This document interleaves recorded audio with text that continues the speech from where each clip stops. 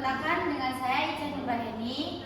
Saya Fauzan Aziz. Saya India Rofi. Saya Antonio Lanakta. Baiklah, di sini saya sebagai moderator dan pemateri kali ini akan dipaparkan oleh Fauzan, Adit, dan Noni. Salsa dulu ya. Jadi salsa itu adalah algoritma pengurutan yang merupakan variasi dari algoritma insertion sort. Nah, kenapa dinamakan cell sort? Karena penemu dari cell sort ini bernama Donald Cell. Nah, jadi nama cell itu diambil dari nama belakangnya ya. Nah, jadi Donald Cell ini menemukan cell sort pada tahun 1999. Nah, cell sort memperbaiki kelemahan insertion sort dengan cara mengurangi jumlah pertukaran data yang diperlukan untuk menyusun elemen-elemen yang jauh dari posisi akhir mereka di dalam array. Nah, jadi logika dari cell sort ini. Oke, jadi kita memiliki 10 indeks yang memuat masing-masing variabel dari indeks 0 sampai 10. Nah, dapat dilihat angka pada bit yang telah kami tampilkan. Nah, jadi langkah pertama dalam cell sort ini dengan membagi rentang itu dengan 2, bukan bagi, lebih tepatnya di div. Jadi 10 div 2 yaitu hasilnya 5. Nah, jadi kita akan membandingkan angka yang ada pada indeks 0 dengan indeks 5, indeks 1 dengan 6, 2 dengan 7, 3 dengan 8, dan seterusnya. Nah, oke, kita ambil contoh singkat aja.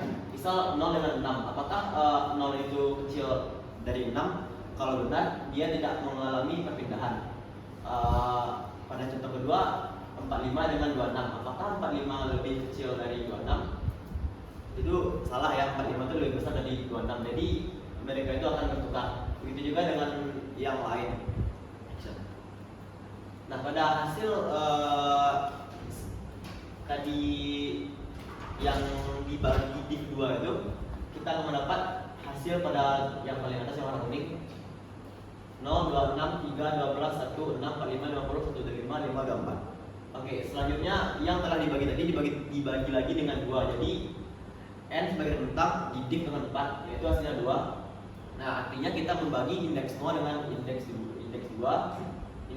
lalu dengan indeks 4, indeks 6, 8, dan 10. Begitu juga dengan 1, dengan 3, dengan 5, 7, dan 9. Nah, kita akan membandingkan masing-masing elemen yang ada pada indeks tersebut. 0, 3, 1, 4, 5, 1, 5, dan 4. Nah, kita akan melihat apakah posisinya sudah benar atau belum. Kalau belum itu diubah, kalau sudah itu dibiarkan saja. Nah, misal pada PPT ini 0, 3, 1, 4, 5, 1, 5, dan 4. Nah, itu 3 itu lebih besar dari 1 ya. Nanti dia akan menukar tempat. Nah, pokoknya kayak gitu. Nah, hasil pengurutan dengan rentang 2 tadi yaitu 0, 5, 1, 6, 3, 12, 24, 26, 45, 50, dan 125. Nah, langkah ketiga yaitu langkah terakhir dengan membagi dengan rentang 1. Jadi indeks 0 dibanding dengan indeks 1, lalu dibandingkan lagi 2, dan seterusnya. Nah, logikanya sama seperti tadi. Misal kita membandingkan indeks 1 dengan indeks 2, 5 apakah kecil dari 1? Itu tidak ya, jadi kita pindahkan. Nah, hasil dari pengurutan ini akan menghasilkan bilangan 0, 1, 3, 5, 6, 12, 24, 26, 45, 50, dan 125. Nah, jika diterjemahkan ke dalam algoritma pseudocode maksudnya ya. Nah, cell sort ini akan terlihat seperti ini. Lagi lanjut.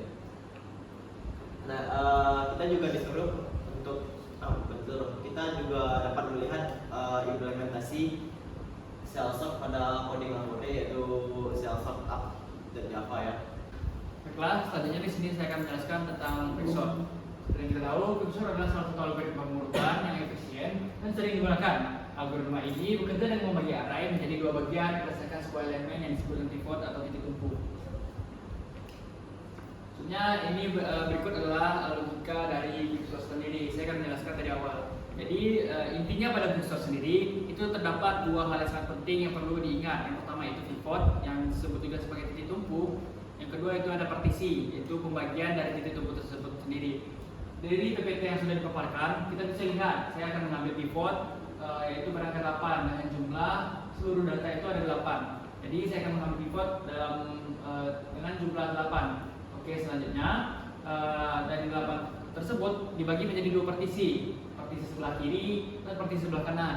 Jadi partisi sebelah kiri yang lebih kecil angkanya daripada 8, yang lebih besar angkanya daripada 8 akan berpindah posisinya ke sebelah kanan. Sedangkan partisi kanan yang lebih kecil angkanya daripada 8 akan pindah posisi sebelah kiri. Bisa dilihat pada kolom kedua itu ditandai bahwa yang angka-angka yang berpindah posisinya. Jadi angka-angka yang berpindah posisinya akan tetap berpindah sesuai dengan ketentuan dari tabel di awal. Selanjutnya bisa dilihat pada tabel ketiga bahwa angka 9 sudah berpindah ke sebelah kanan dari partisi yang menandakan bahwa angka 9 tersebut merupakan angka yang lebih besar daripada pivot agar ditumpu, yang mana pivot pada titik tersebut adalah angka 8. Misalnya 6, 5, dan 7 berpindah ke sebelah kiri 8 karena 6, 5, dan 7 merupakan angka yang lebih kecil daripada pivot sendiri, yaitu 8. Pada tabel keempat kita bisa lihat karena sudah dipindahkan, kita membagi lagi dan menentukan pivot lagi untuk mengurutkan mana yang lebih kecil daripada pivot dan mana yang lebih besar daripada pivot. Bisa kita lihat bahwa 2 di sana itu menjadi pivot pada kolom kali ini. Kita lihat, kita bagi menjadi dua partisi. 6, 5, 7 merupakan partisi sebelah kanan dan 3 dan 4 merupakan partisi sebelah kiri. Caranya sama, partisi sebelah kiri kita lihat dan kita bandingkan dengan pivot sendiri. Apakah partisi sebelah kiri lebih kecil daripada pivot atau lebih besar? Jika lebih besar, maka partisi sebelah kiri akan berpindah dari sebelah kanan pivot. Sedangkan partisi sebelah kanan jika lebih kecil daripada pivot akan berpindah ke sebelah kiri pivot. Kalian bisa dilihat 3 dan 4 merupakan angka yang lebih besar daripada pivot, yang mana pivotnya yang kedua, maka 3 dan 4 berpindah pada kanan. Sedangkan 6, 5, dan 7 tetap pada posisinya karena 6, 5, dan 7 sendiri merupakan angka yang lebih besar daripada pivot atau yang mana kita tentukan tadi 2. Selanjutnya setelah selesai terurut semuanya dari 2, 3, dan 4, sekarang kita beralih pada 6, 5, dan 7. 6, 5, dan 7 kan belum terurut kan ya. Jadi kita tentukan pivot. Saya di sini menentukan pivotnya 5. Setelah 5, tetap ada partisi kiri dan partisi kanan, yaitu 6, 5, 7. 6 merupakan partisi kiri dan 7 merupakan partisi kanan. Apakah kita lihat 6 apakah lebih kecil atau lebih besar dari 5? Karena di sana lebih besar, otomatis 6 akan berpindah ke posisi kanan dari pivot sendiri, yaitu 5, 6, dan 7. Dan 7 akan tetap pada posisinya karena 7 lebih besar daripada pivot, yaitu 5. Maka bisa kita lihat bahwa seluruh data telah terurut.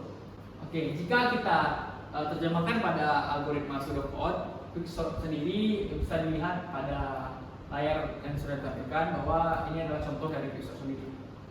Selanjutnya ini merupakan hasil output dari coding Lahore dikerjakan saat penugasan dari dosen yang bersangkutan. Di sini kita lihat kan perbedaan antara quicksort dan cellsort. Di mana dari quicksort sendiri dia itu dengan cara membagi array menjadi dua bagian berdasarkan pivot dan melakukan rekursif pada kedua bagian tersebut dan melakukan proses pemisahan yang dilakukan. Setelah itu berdasarkan perbandingan langsung antara elemen-elemen dengan pivot. Yang kedua yaitu cellsort, di mana menggunakan strategi hash sorting, di mana array dibagi menjadi beberapa elemen kecil dan setiap bagian diurutkan secara terpisah. Jarak antara elemen yang diurutkan secara interaktif dikurangi hingga mencapai 1, di mana algoritma diperlakukan seperti insertion sort. Di sini kan waktu itu ada beberapa pertanyaan yang diberikan oleh dosen pemangku mata kuliah ini. Jadi ini adalah jawaban untuk pertanyaan yang telah diberikan oleh Ibu. Yang pertama itu perbedaan quicksort app dan quicksort 2 app. Kedua program ini mengimplementasikan algoritma pengurutan quicksort tetapi dengan pendekatan yang sedikit berbeda dalam memilih elemen pivot dan mengurutkan subarray yang kecil. Baiklah, jawaban selanjutnya yaitu perbedaan quicksort 2 app dan quicksort 3 app. Dalam bentuk quicksort 2 app subarray kecil, ukuran diurutkan secara manual menggunakan metode manual sort. Sedangkan dalam quicksort 3 subarray kecil, ukuran lebih kecil daripada 10, diurutkan menggunakan algoritma insertion sort dengan metode insertion sort. Jawaban selanjutnya yaitu perbedaan utama quicksort 1 dan quicksort 3. Quicksort app.java akan terus mempartisi subarray hingga mencapai basis rekursi ukuran 1 atau 0 tanpa penanganan khusus untuk subarray kecil. Yang kedua, quicksort 3 app.java menggunakan algoritma insertion sort yang lebih efisien untuk mengurutkan subarray kecil ukuran lebih kecil daripada 10. Penggunaan insertion sort dapat meningkatkan kinerja algoritma secara keseluruhan karena lebih baik dalam mengurutkan array kecil dibandingkan dengan quicksort. Baiklah teman-teman, sekian hasil presentasi kami untuk kali ini. Jika ada kesalahan mohon dimaafkan. Saya sebagai moderator dari kelompok 5 mengucapkan terima kasih atas partisipasi teman-teman karena telah mendengarkan paparan materi dari kami. Saya akhiri dengan Assalamualaikum warahmatullahi wabarakatuh.